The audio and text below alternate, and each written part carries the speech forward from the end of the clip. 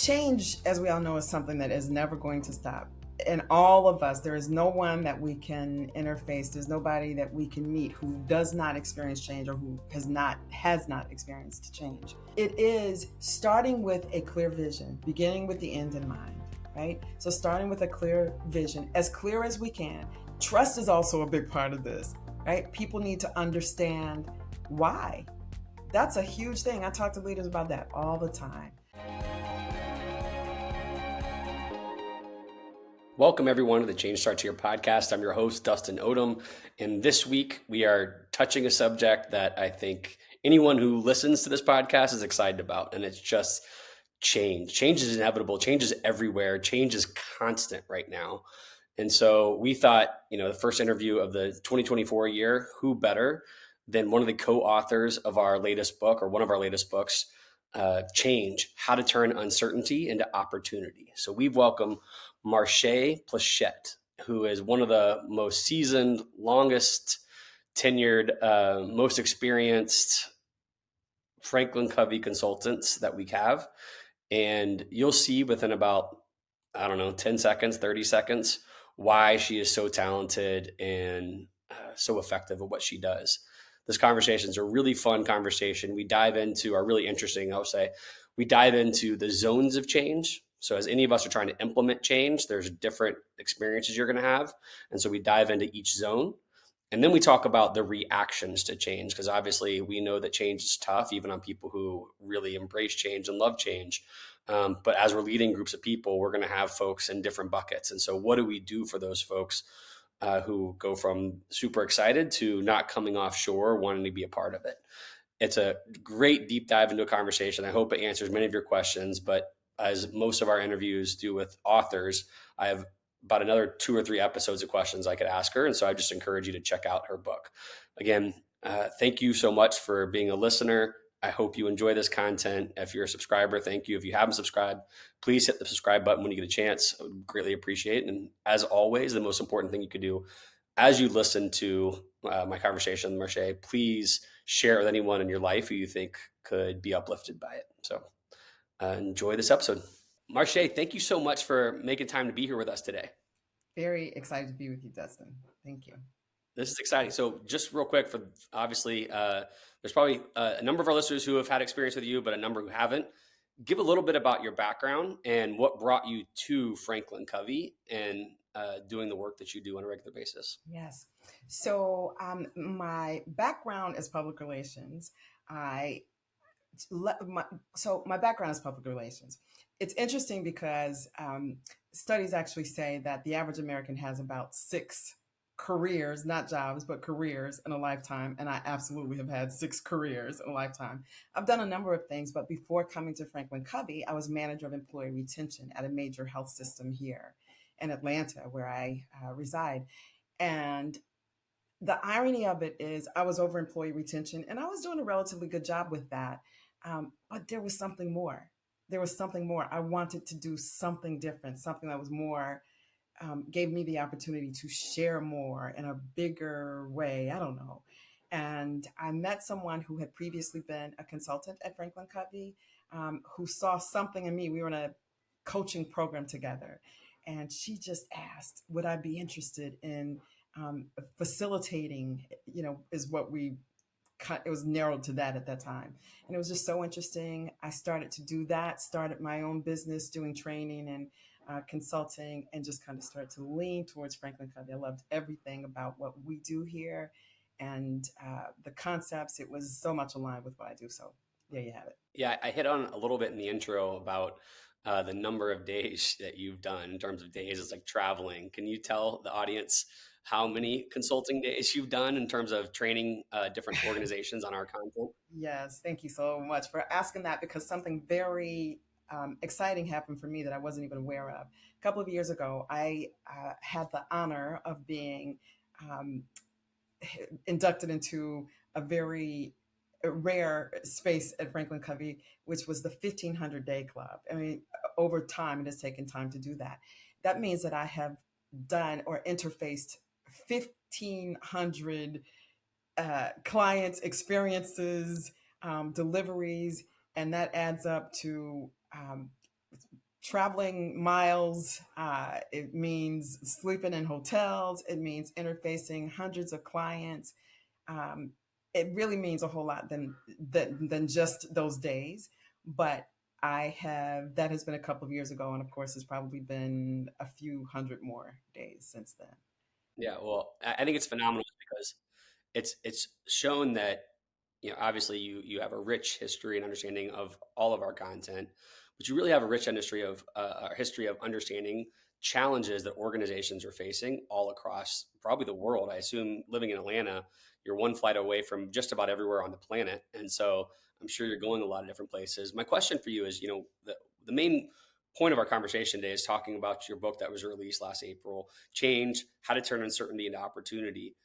How does your personal journey relate to the themes that are explored in this book? Yeah. So, change, as we all know, is something that is never going to stop. And all of us, there is no one that we can interface. There's nobody that we can meet who does not experience change or who has not experienced change. But I mentioned just a moment ago, I was in a coaching program. I am a coach, an executive coach, a leadership coach, and coaching is all about change. And what we do at Franklin Covey is all about change. It's about helping organizations accomplish their goals through behavior change. And so it's my wheelhouse, helping people accomplish goals, helping people to get from point A to point B through change. And so I was very excited.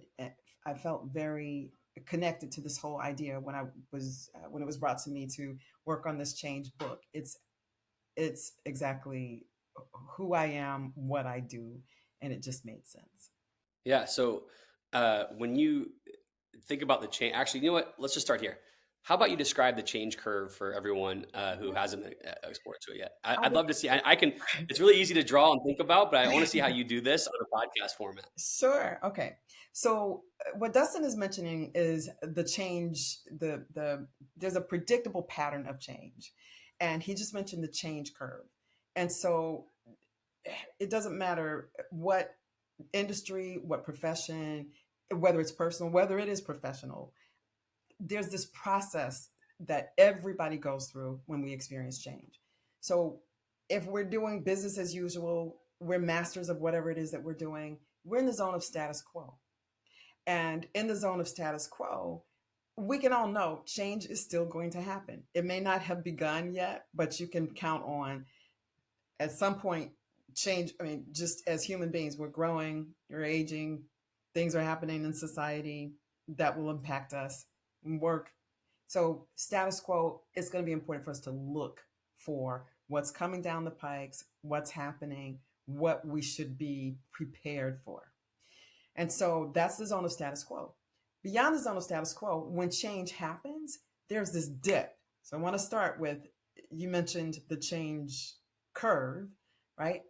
We're we're in like business as usual. And then when change happens, it takes us down. And it does not matter. I jokingly say, even if we were to win a car, there is going to be a change. You've got to figure, let's say it's an electric car and you've never had one. You got to figure out, it doesn't have to be an electric car. It could be just a car, right? It's like we got to figure out what are the buttons? How does this work? What kind of gas do I get? What insurance do I need? So there's always going to be a dip, and it slows things down. There's always an impact, and in the workplace and in education and whatever um, area we're in, it is going to have.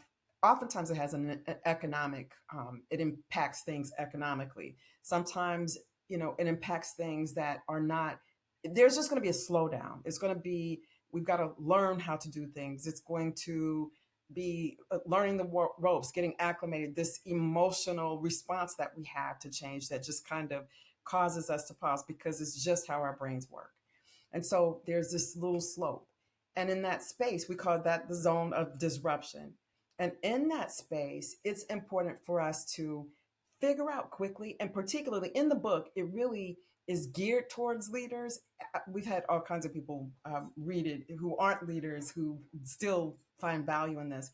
But as leaders, we encourage leaders, help people understand what has happened, why it's happening, and what it means for them. Because until we understand what's happening, we kind of spin our wheels and we feel certain ways, and until we get enough information and feel confident, we kind of stay in that low point. So we've got to manage that curve. We want to make it shallow and short, because the more we stay, the more costly it is, the more things slow down. And so when we get enough information and we feel confident enough about what's happening and what this change is all about, there's what we call a point of decision, which is a thoroughfare to the zone of adoption, or the space of adoption.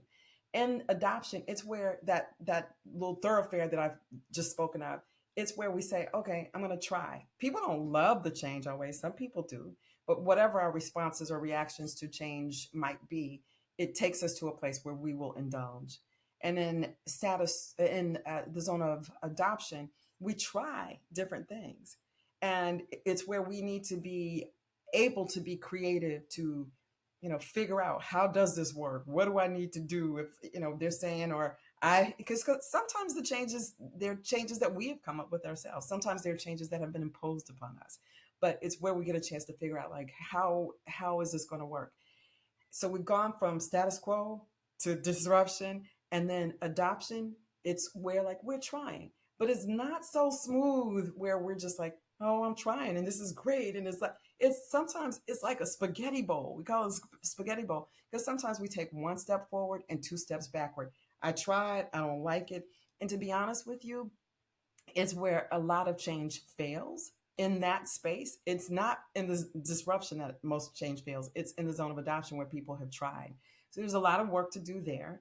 And then if we could just persevere, stick with the change, have confidence, communicate well with the powers that be and our colleagues or people who support us, we get to the zone of innovation. And that is where we are now, like, in a better space. And we realize that there has tremendously been value, or we make there be tremendous value. At least we have gotten through the change. We're doing what matters or what makes a difference. But we look for, how can we level up because of this change?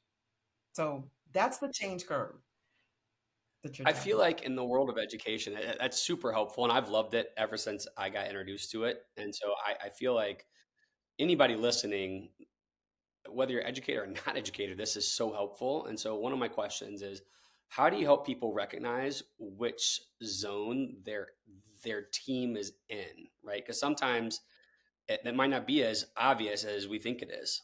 So it's important for any leader and any individual to, one, just understand that that is the pattern of change. So if we know there's zone of status quo, there's disruption, adoption, innovation, it is orienting just to understand that. Our brains are wired to react to change. And when we understand that there is, because our brains get used to patterns. So when we understand that there is also a pattern to change, it's not as daunting. So we could get a feel for, do I feel like a master? Is everything business as usual? Am I just in a real safe space, or is there a need to grow? Maybe those are signs that it's status quo.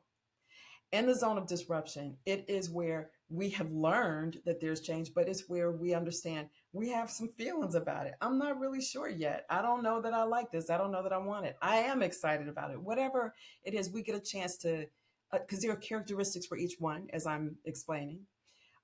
Or am I in a space where I'm trying and it's not working? If you're trying, you're in the zone of adoption, right? If you have gotten to a space where, like, this isn't hard anymore, I have figured out what the change is, um, but I mastered the change and I'm back at status quo. We don't want to go back to status quo. It's not as valuable.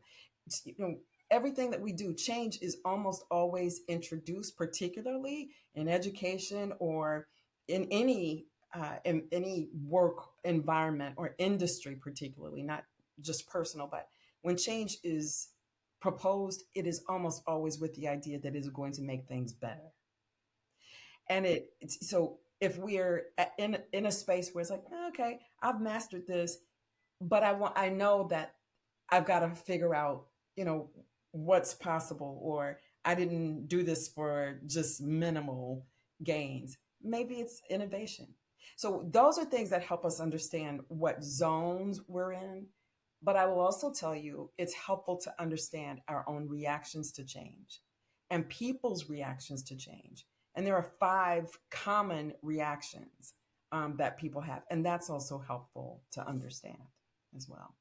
I would, you can't just like sit there and talk to our audience. Like, even if that was my next question, I'm thinking, I'm leaning in thinking, what are the five? Yeah, So could you yeah. please tell us I where thought you I just walked in on that one? I thought I'd just throw it out there and just leave it on the table. So it's really helpful. There are five common reactions. The truth of the matter is there are probably a whole lot more. But the first reaction, there are some people who absolutely love change. And I will tell you, over the years, I have found that there are more people than I have ever experienced in my past who really do, who are more open to change. I guess I should say that they're more open to change. And there are some people who are excited about change. So move is one response to change. Some people don't like grass growing under their feet. They don't like the routine of things. They like things changing. So move is one change. Minimize is another reaction to change, and that's where a person might say, I don't really like this, but I am going to do as little as is required. So they minimize. They in some ways they don't want to do it, but they are going to be compliant. Then there are those who wait. And to be honest with you, we have different reactions, and I'll share more about that in just a moment. We have different reactions to we could experience all of these reactions in one change experience. So I want to be clear about that. So, and it's different changes evoke different responses. But I will tell you, waiting was one of my um, common reactions to change.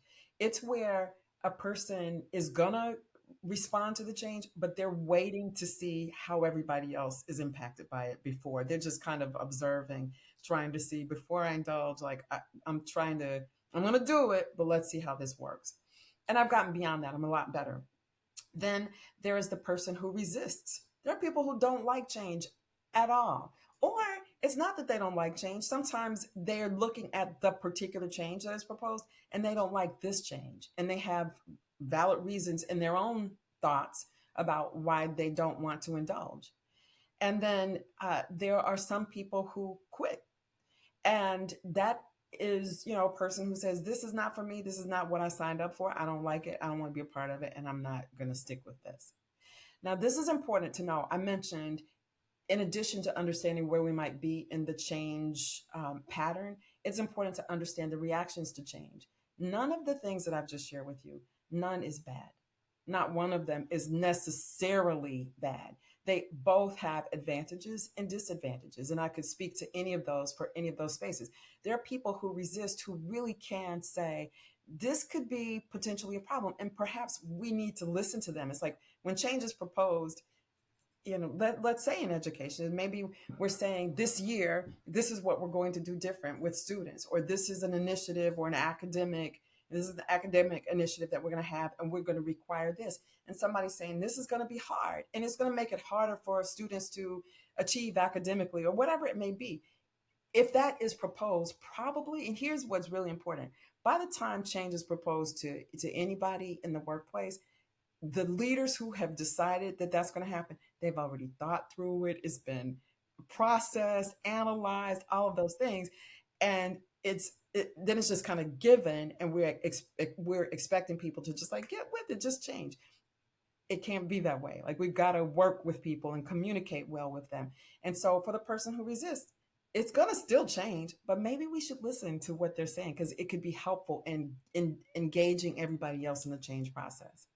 Maybe the person who moves could move too fast, right? And so they need a little bit more information. So it's just helpful to know what the reactions are. Yeah, it's funny. My a good friend of mine, Chad Smith, who's worked with our organization way longer than I Love have Chad. in the Southeast, he used to talk to me about speedboats, tugboats, and rocks. Mm-hmm. Speedboats being the folks that right away they're gone. It's like my wife. She like on Friday she knows something that's coming down the pike from her principal, Mm-hmm. implementing it on Monday. I'm probably more of a tugboat. I get it on Friday. I am in. I need to see it out a little bit more. I got a few questions I want to ponder before we implement. Then Mm-hmm. the rocks are just never coming off shore. And Mm-hmm. so I feel like every staff is kind of like fits into that world. And so it gives better words to that. One of the Absolutely. questions I have for you is right now, um, it's probably the first time I've noticed it in education history is whether it's an urban or rural or suburban district, everyone's struggling to fill their teacher vacancies. Mm-hmm. And so when you're a leader in that environment and you're trying to lead change, I just talked to a good friend of mine last week who's a principal in the Midwest, and he really wants to make a change and difference in his school. However, it's going to cause disrupting staff. And part of the fear of doing that is if staff leave, it's not easy to replace. And while that's okay in the long run of where his head is, that those are kids' lives and he just can't do it. So what kind of encouragement do you have for people trying to navigate the nuance of that? Like, I know there's not one answer, but that's a tough place that a lot of people I think are in right now. So what you just said is really the economic business case for change. We've got to, so change, as I mentioned before, is like whenever change is proposed, it is almost always to make things better. So if we're losing everybody in the process, or we're losing a majority of people, or a lot of people, I guess I might say, in the process, and it makes things harder in the long run, then that's not a successful change, right?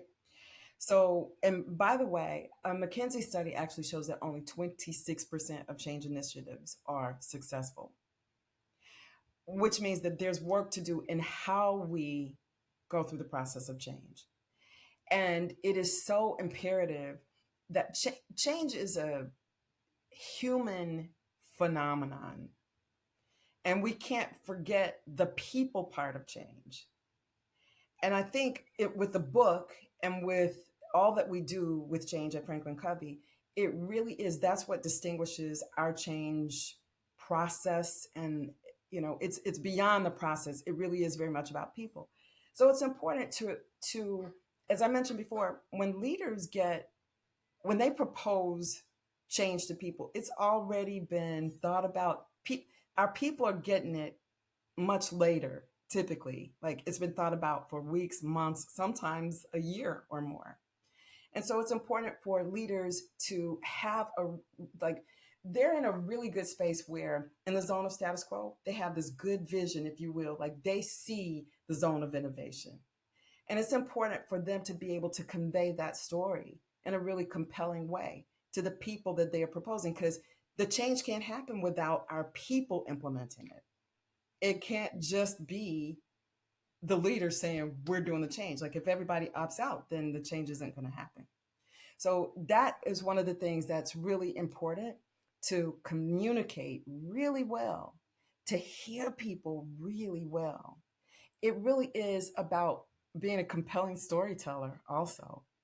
Before, as leaders, before we give or tell somebody this is a change, that we're going to have, like, think it through. Think about how are you going to talk about this? How are you going to make this a compelling case? In the zone of disruption, it's important for us to validate people's reactions. Some people are scared. Some people are angry. Some people are used to, so all of the different reactions that I mentioned to you, it's like, we got to have conversations with them. How are you feeling? Are you feeling like you want to wait to see what happens? Are you feeling like you're ready to go? Are you feeling like this isn't for you? Like, we've got to have conversations about that.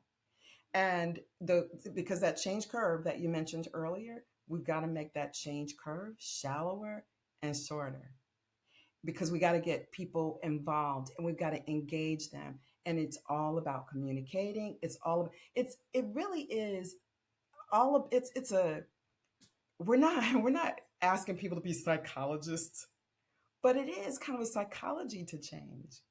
And it is supporting people in the process, the very human process of change. And so as you talk about the example of your friend, or the person that you were just speaking of, the important thing is that they understand this process. They understand the reactions. They think to themselves a change that they have been through, that wasn't so easy for them. They empathize with people, and that they communicate really well. It's all about people.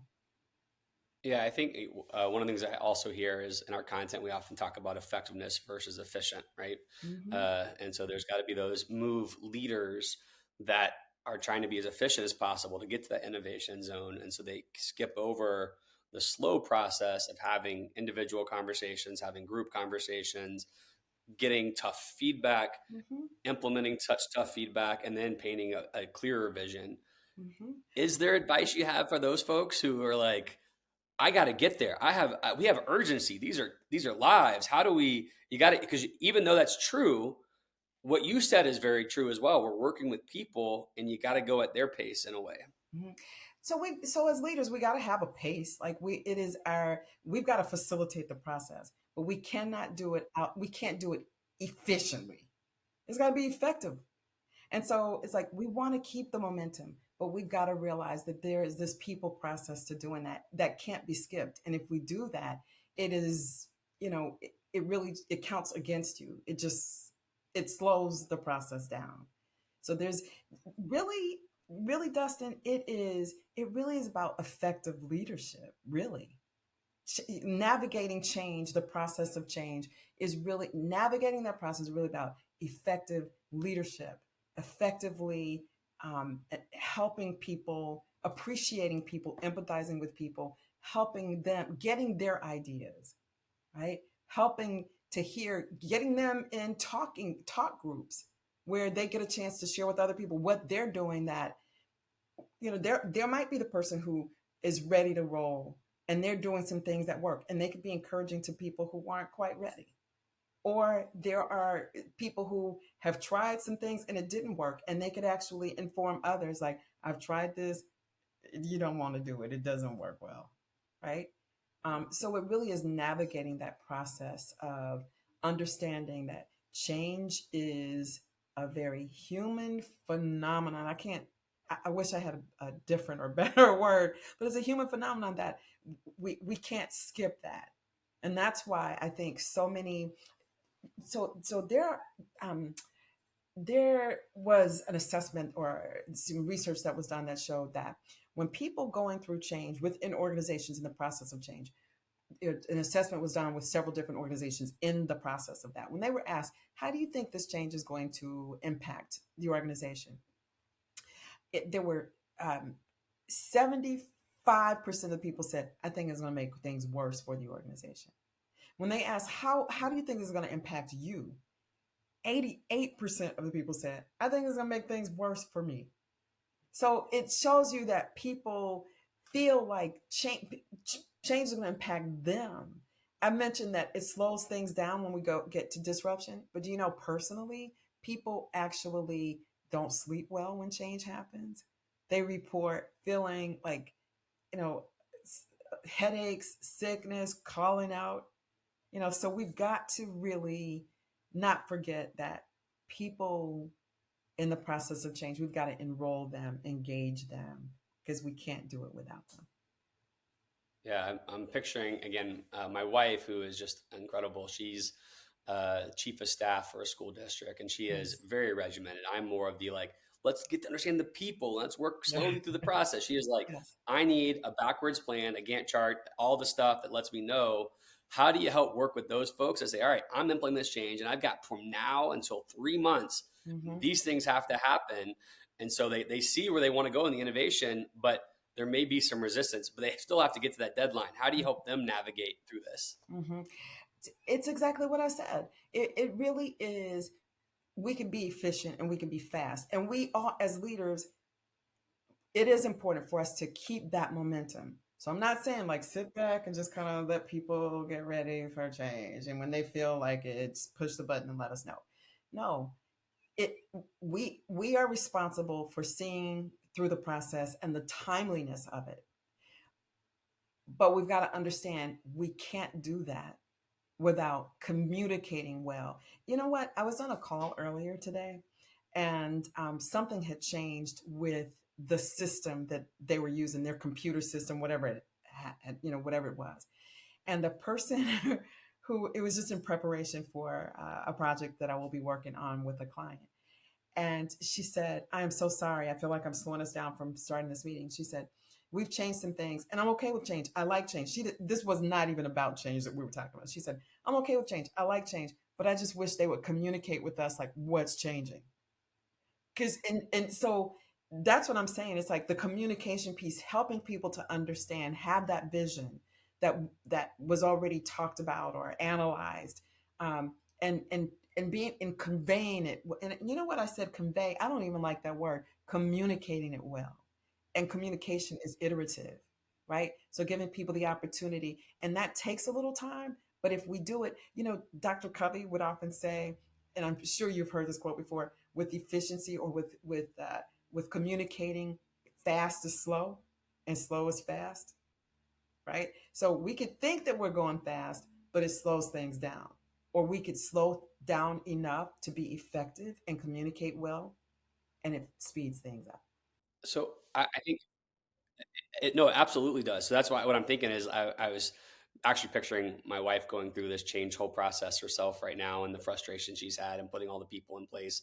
And so one of my questions is, I feel like after reading your book and listening to you talk about it, uh, it feels like there's some suggestion of embracing ambiguity as a crucial skill in this, like understanding that everything is not going to be clear all the time. And No. so how do you help build that tolerance for ambiguity and have folks make better decisions in uncertain situations? Yeah, yeah. So really the name of the book is Change, How to Turn Uncertainty into Opportunity. We're not always so sure. We're not always, but it is starting with a clear vision, beginning with the end in mind, right? So starting with a clear vision, as clear as we can, get as much clarity as we can. And it's not always, sometimes there are ambiguous things, or there is ambiguity, in the process. But it is being as clear. Trust is also a big part of this, right? People need to understand why. That's a huge thing. I talk to leaders about that all the time. Like, people want to understand, why are we experiencing this? We can engage people and speed things up. Like, here's why. And sometimes we don't have all of the information, but if we'll let them know, be as transparent and as credible as we could be. And, you know, I don't have all of the information, but I know that this is our goal. And just sharing as much as we can, getting people more confident about, um, the where we're trying to go, the point B, from point A to point B, getting them as clear as we can about that, and valuing them in the process. I just think that that is helpful. We may not have all of the details, but as much as we can share, it's really important. I want to share something with you. In the book, um, and you've read it, but in the book, we have a parable, and it's called Who Rocked the Boat? And it's about it's about a cargo ship that's going down the river routine that faces a waterfall, unexpected. And I don't recommend people name their team members, wait or minimize or resist. We don't want to name people that. They're just descriptions. But in the book, we've named the characters, each of those reactions to change, and they respond in all of these different ways. And it's like, minimize might think like, we don't know what's happening. Like, we hear this roar, but we don't know. um, Wait might be saying like, I'm just going to wait to see if it really is. Like, that's kind of the ambiguity. I don't know what's happening, so I'm going to wait. It's different. We personify these reactions, and once they hit the waterfall, inevitably it's like, river routine is no longer river routine. Things have changed. We're down the slope. The leader, the captain of the ship, talks to each person. It's like they're shipwrecked for a while, right? And he talks to each person to find out, what are your thoughts? How are you feeling? Any suggestions? How? Because we were going somewhere, and we still got to get there. We can't just stay here. Things change. We're we're shipwrecked. We're stranded for a moment. But what are your suggestions? How? And they try, and they do. Different people have that. Some people have different kinds of attitudes, about it. But it's such a good example. And by the way, it's very helpful for anybody who's listening. Um, it's very helpful to allow even our team members to see themselves and to understand, like, we don't always know how things are going to work, but we have to try things, and we have to listen to each other to figure out what might work to get us where we're trying to go.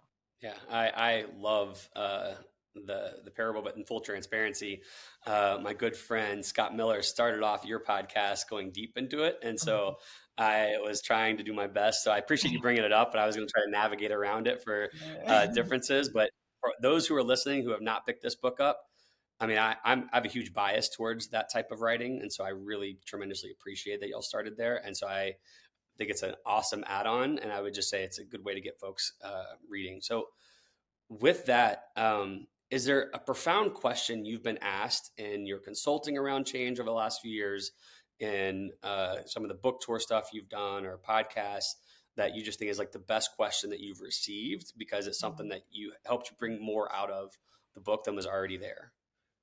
Yeah, that's a great question. I'm wondering, I'm kind of perusing in my thoughts about a question that I might have been asked in recent years as it Or relates. a typical challenge that people have come up with that we've not talked about, or something that like an experience that people have Yeah, had that like can resonate with folks? yeah, something's coming up for me.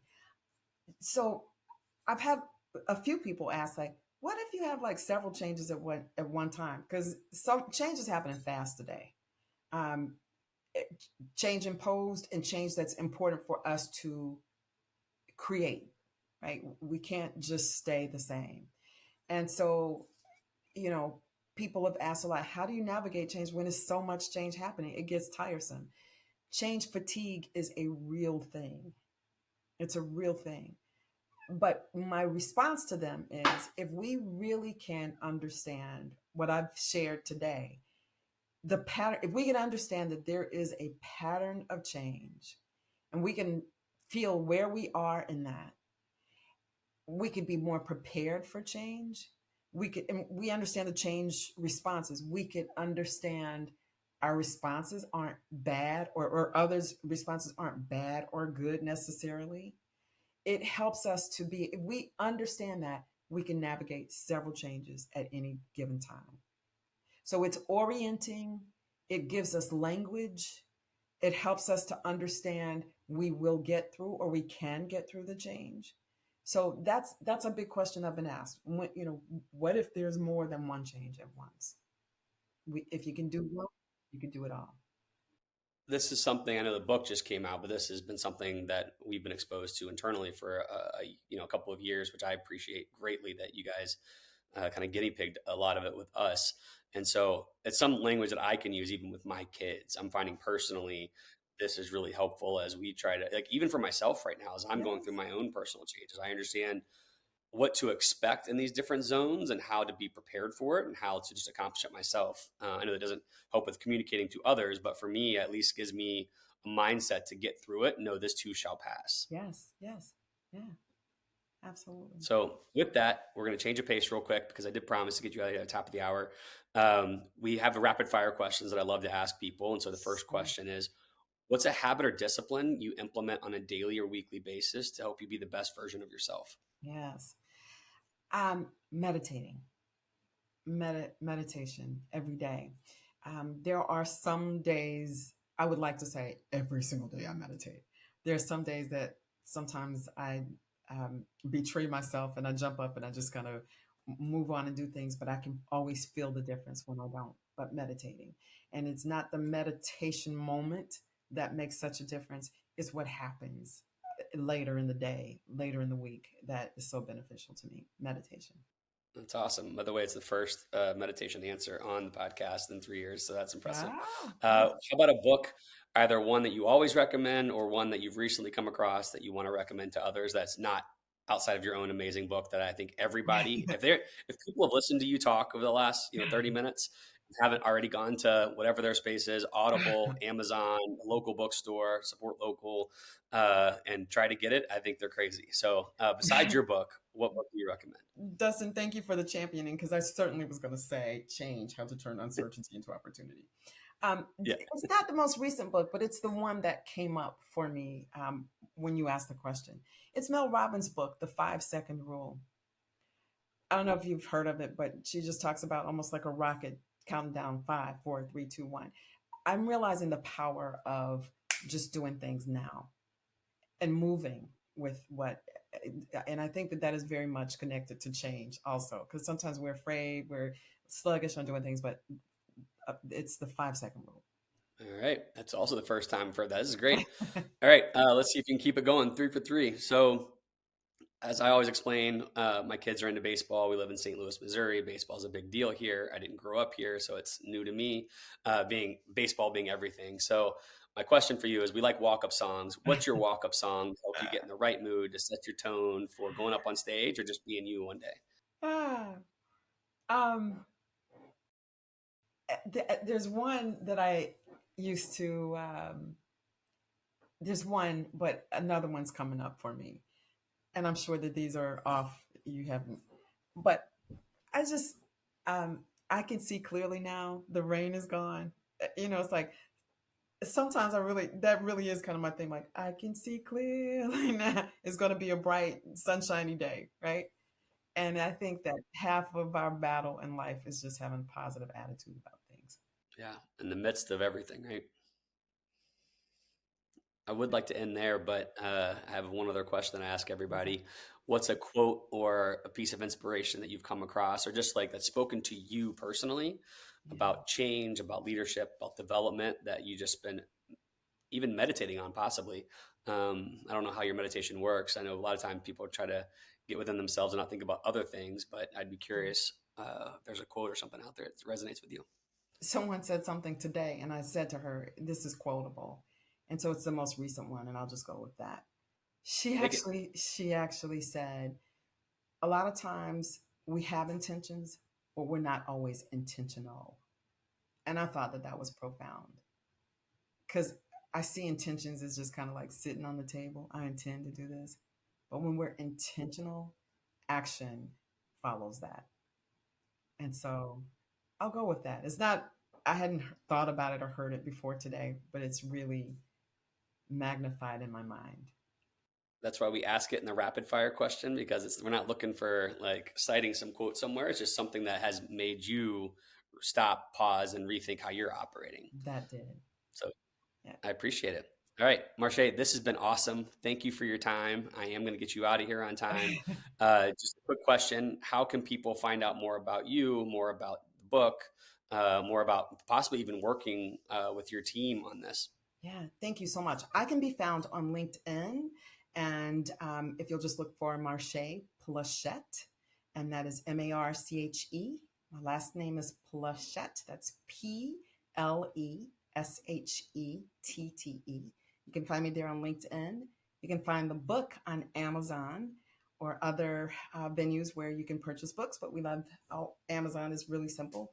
And it is Change: How to Turn Uncertainty into Opportunity. And are you guys, what kind of training support are y'all doing around the book right now, if any? Maybe it's just speaking right now, or Yeah.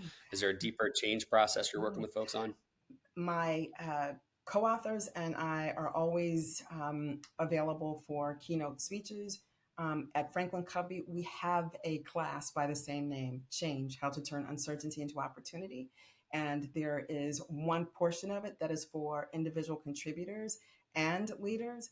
And then there is another portion of it that is particularly for leaders to help them lead their team members through change. So if you're interested in bringing this to your school or to your school system, please do reach out to us at Franklin Covey. And of course, you can go to franklincovey.com to find out Yeah, you more. can just go right to the website and go get in touch with us there. This was awesome, Marché. Thank you so much for finding time for us. I appreciate it. And hopefully we get our paths get a chance to cross soon, okay? I sure hope so. Thank you so much, Dustin. All the best.